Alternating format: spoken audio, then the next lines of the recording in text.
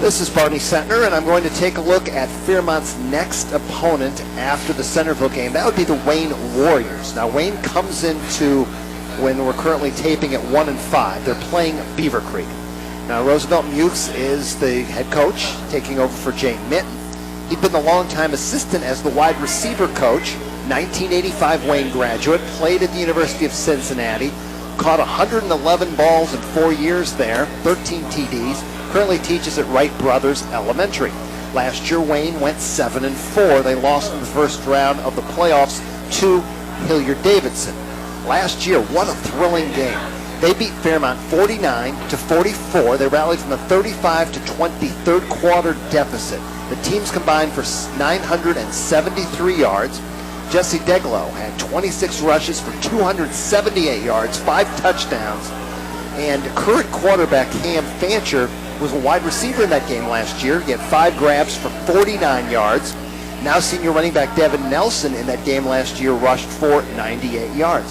And the Firebirds are going to try to break a long losing streak. They have lost 10 straight.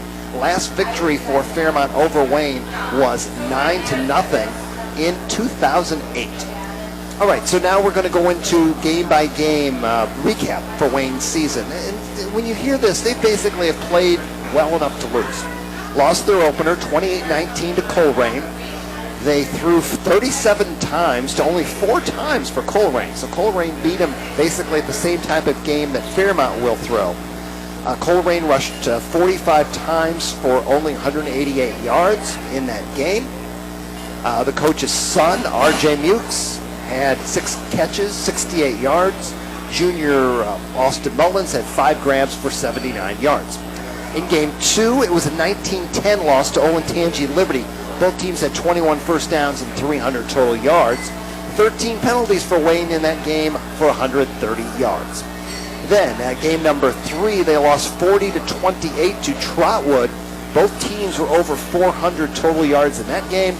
There were 23 combined penalties for a total of 240 yards. Fancher threw for 200 yards, and he rushed for 111 more. Nelson had 3 TDs. Next game for Wayne, it was another defeat, 42-27 to Springboro. 534 total yards for Wayne in that game, but they were outdone, or done in, maybe I should put it, by 5 turnovers. They were down 28-0 at the half. Fancher in that game threw for 308 yards, but 3 interceptions, and junior Austin Mullins had 6 grabs for 146 yards. So it took till week 5 for Wayne to get into the win column. They did so 35-21 over Lebanon, amassing 474 total yards, but penalties have killed them at times this year. 11 penalties for 129 total yards. Fancher had 103 yards on the ground. Tyler Dorsey had 107 yards on the ground and 3 touchdowns. Then in the most recent game, a back-and-forth game, lost 27-21 to Centerville. It was a 24-yard TD pass, the game winner for Centerville with 30 seconds left in the contest. Fancher was the leading rusher with 89 yards. Big game defensively, 10 solo tackles for the junior safety Jaden Hurd in that contest. Going back to the Lebanon game, 18 total tackles for Jared Couch on the defensive side. So looking at some offensive statistics, Fancher is the number 3 GWAC passer, 1,326 yards, 4 touchdowns, but 6 interceptions.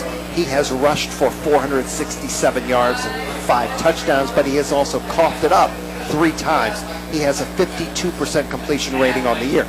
Wide receiver Mullins, 25 catches, 426 yards, but interestingly enough, no touchdowns.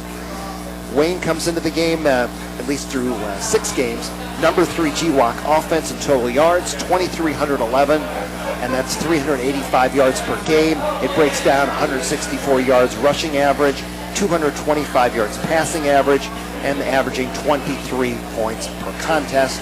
And rushers Devin Nelson and Tyler Dorsey have combined for 10 touchdowns. Finally, we take a look at a couple of defensive stats for the Warriors. They have the number 4 GWAC tackler. I alluded to him earlier. That's defensive lineman junior Jared Couch. He has 29 solo, 27 assisted tackles, 18 total tackles, again, as I mentioned, against Lebanon, and 3.5 sacks. And finally, the number 7 ranked GWAC defense, allowing 27 points a game, 319 yards per contest, 123 yards on the ground, 196 yards in the air. So coming up at Rouch Stadium, it will be Wayne against Fairmont. This is Barney Sentner.